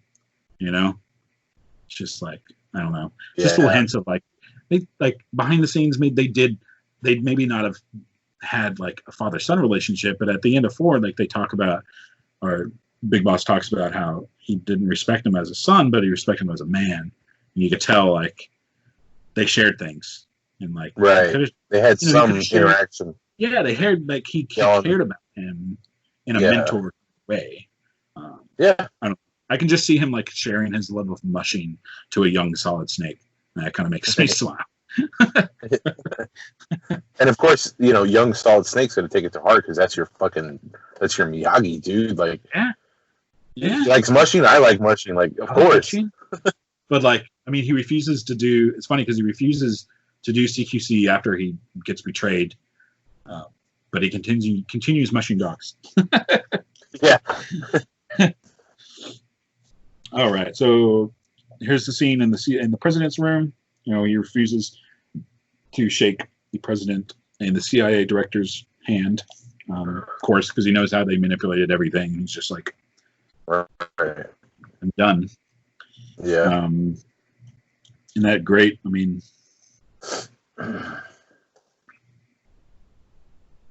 the graveyard scene. Yep. That musical swelling. An actual salute. An actual salute. It's funny because because he doesn't salute anyone in that room. The only person he salutes, really, the whole game is the boss at her grave. So game ends, and we learn that Adamska was a triple agent the whole time, working for the CIA. He's the one. So Ava got the fake. The fake. She brought the fake legacy back to China. Brought it back to China. China did not like this very much, so they kind of we don't really know what happens to her. We know she disappears in Hanoi, in the late 60s or something. And Adamska actually is the one who stole the legacy, the real legacy, and brought it back to the CIA. And of course, this whole time, XOF was in the shadows. Oh yes, I didn't talk about that cool image I found. The one of Dr. Clark pushing the guy who looked like Skullface.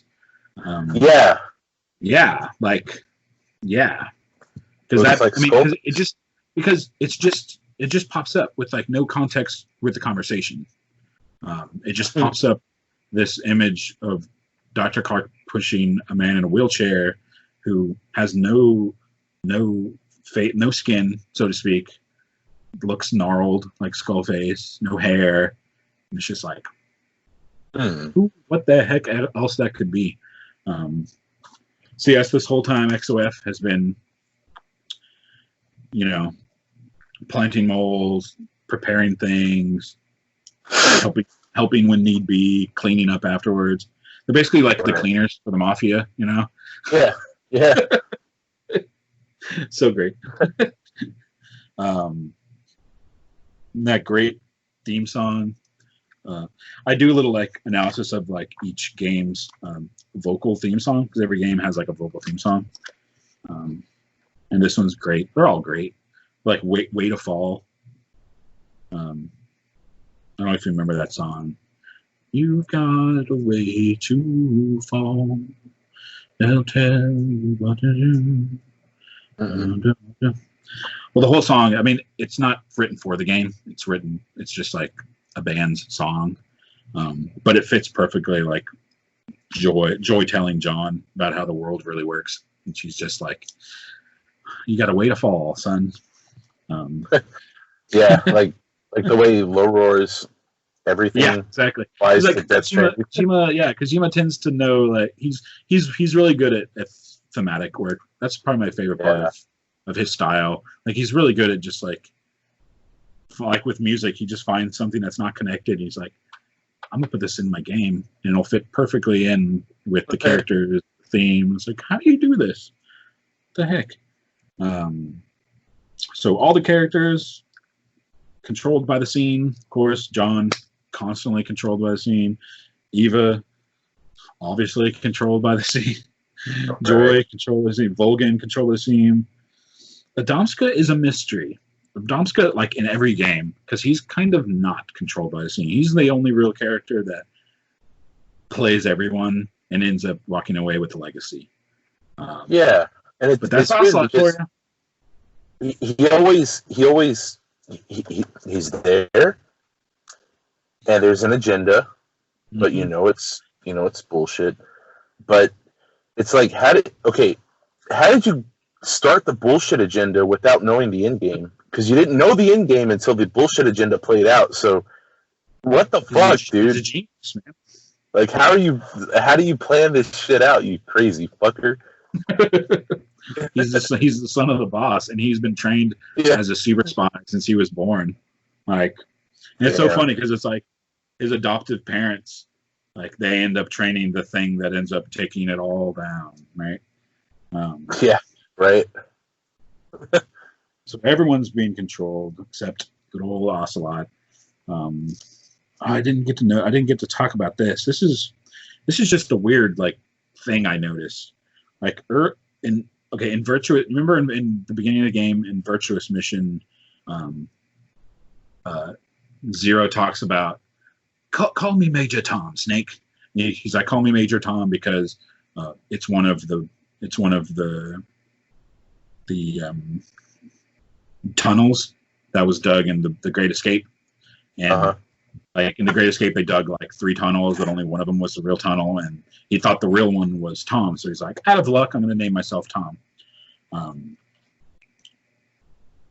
And in the Virtuous mission, when he's like, call me Major Tom, he kind of has like, he's like, I think it's Tom. I'm pretty sure it's Tom. But then after the Virtuous mission, Zero's like, it turned out it wasn't Tom. I was wrong. And in a codec, John asks Dr. Clark, about earlier Zero not being so sure about which tunnel it was. And then like she starts acting really weird, and she's like, oh, I've never seen that movie, I've never heard of it, and she like gets very standoffish and really weird. And this is Paramedic we're talking about, the person who like has seen every single movie, and Great Escape was a huge movie. So it's like, I don't know. There's a lot of weird stuff with Zero and Paramedic that I'm just like, y'all are in together. Like, I don't know. There's like, it's like, how much did you know?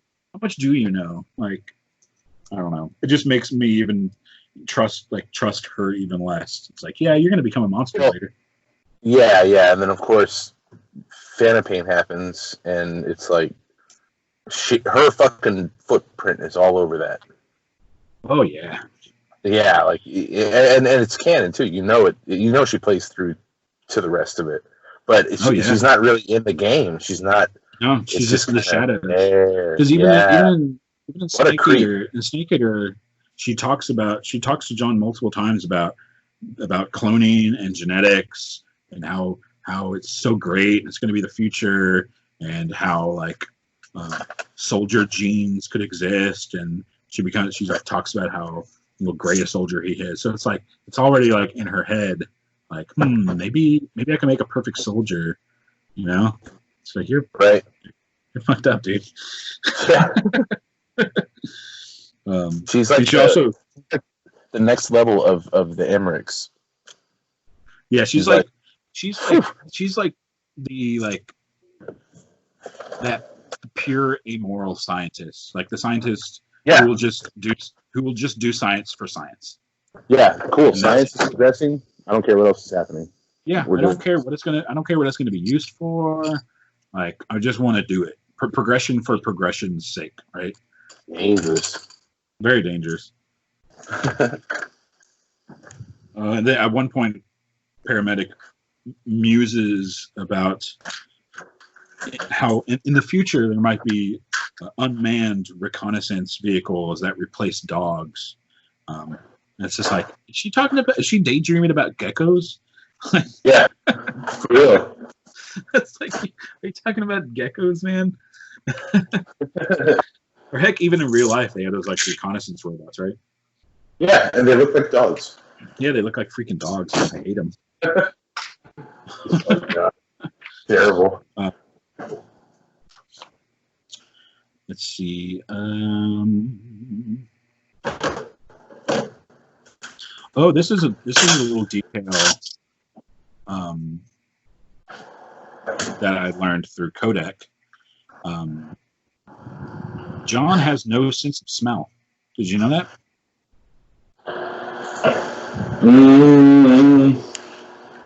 No.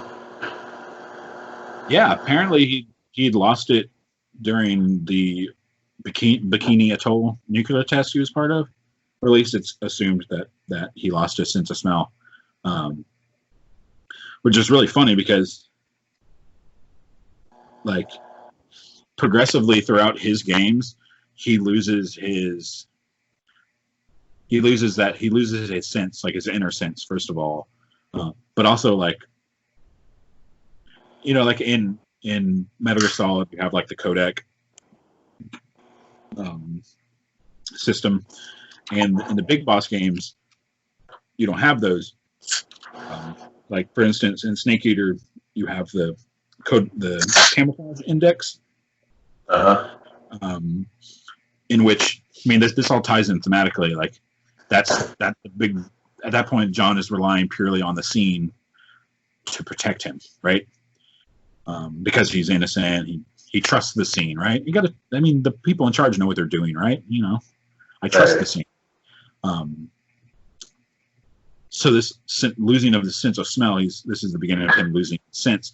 In Portable Ops, he doesn't even have the camo index anymore. We'll talk about that more in another episode. He has like this thing that he senses other people. It's kind of like it's kind of like the sense ring from 4.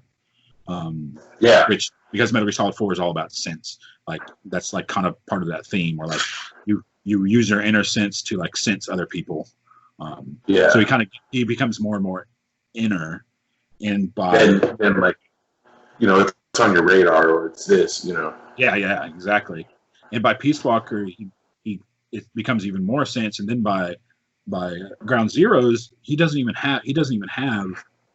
Yeah, you're right. Oh shit! Any kind of radar. All he has, if you look at it technically, he relies purely on how the outside world reacts. So like, when you're playing Ground Zeroes, you're constantly thinking, can that person see me? Where is that person going? Can that person hear me? Like, you're constantly, like, the sense is so inside that you're like, all you're thinking about, like, you can't even see the outside. Like, you know what I mean? Like, you don't have anything to help you anymore. And that's like, you know, he has no sense of smell. Like, he eventually just loses all of his sense. And he just becomes this beast, right? That just runs on instinct.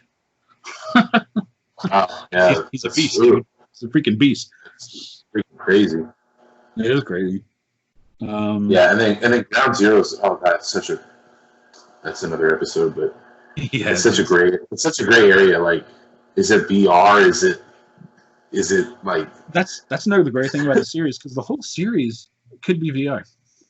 Yeah, the whole thing. The whole thing. Yeah. Like every game gives a good enough, like, I mean, sure, it could be, you know. But the saddest thing ever. Like, So yeah, that's pretty much Snake Eater. I mean, the themes. I mean, we pretty much covered the themes, like everything, like, you know, the scene controlling all context and all that good stuff. But I mean, this will evolve. I mean, the next game, Portable Ops, will kind of explore that a little bit more.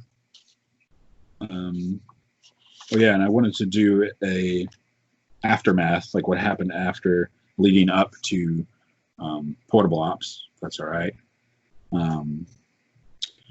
So right after Snake Eater, John leaves Fox. Like, he pretty much just quits almost right after.